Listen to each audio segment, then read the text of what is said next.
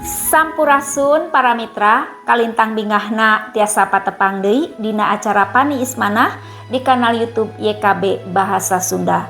Lenyepaneun urang dinten ieu dicutat tina buku renungan wasiat anu dijudulan Ngawih Kanggo Gusti. Dumasar kitab Hakim-Hakim pasal 5 ayat 1 dugi ka 11. Sarengnas mijanten puseur panglenyepan urang nyaeta ayatna nu ka 10 anu unggalna kieu. Kami rek ngawih jeung nabeuh bade lenggah ka Allah Israel Pangeran. Para mitra saurang sobat nu gaduh kayakinan benten tumaros. Kunaon urang Kristen teh sering pisan nyanyi. Aranjeuna nyanyi di nu nikahan, malihan mah di pamakaman oge. Estu kuring mah teu ngarti. Patarosan kieu ngunjukkeun panengetan nu awas. Apanan nyanyian teh mangrupi bagian nu teu kapisahkeun dina kahirupan mi iman urang. Para mitra, Deborah saurang nabi istri oge saurang hakim ngunjukkeun kahoyongna bade ngawih atanapi nyanyi. Anjeunna ngawih sanes kanggo mintonkeun kaendahan soantena, nanging anjeunna bade lenggah ka Gusti. Ngalangkungan kidung nu dikawihkeun anjeunna mintonkeun kumaha Gusti midamel di tengahing pergumulan nu aya harita. Rumpakana teh gambaran detil ngeunaan kumaha teu walakayana umat Gusti barobah janten wawanen sareng kakiatan margi Gusti tos midamel di tengahing aranjeunna. Taya pujian kanggo kakiatan diri Deborah ku anjeun.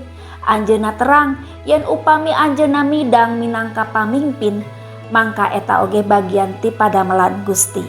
Anjeunna ngawih kanggo janten saksi padamelan Gusti dina sajarah Israel. Para mitra, nyanyian atanapi kidung kanggo urang Kristen teh salah sawios wujud kasaksian. Ku nyanyi, ku ngawih, urang ngemutan deui karya Gusti dina kahirupan urang. Sanes masalah endah atanapi teu endah swanten urang, tapi soal ngalenyepan deui sih kurnia sareng kasayan Gusti. Dina sukabungah urang nyanyi, urang ngawih, dina nalangsa oge urang muji Gusti. Puji kasanggakeun ka Gusti ngalangkungan nyanyian urang. Para mitra, rupina sakitu anu kapihatur panglenyepan dinten ieu, pamugi tiasa janten berkah kanggo urang sadayana. Urang tepang deui dina episode salajengna. Ulah hilap, subscribe, like sareng bagikeun kanu sanes. Cag heula.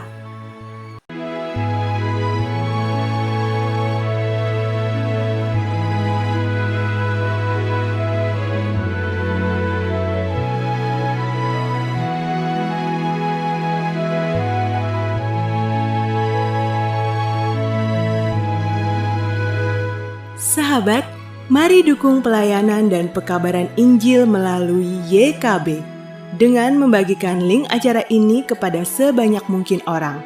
Dukungan juga dapat saudara lakukan dengan mentransfer dukungan finansial ke rekening BCA ke nomor 450 305 2990 450 305 2990 atas nama Yayasan Komunikasi Bersama.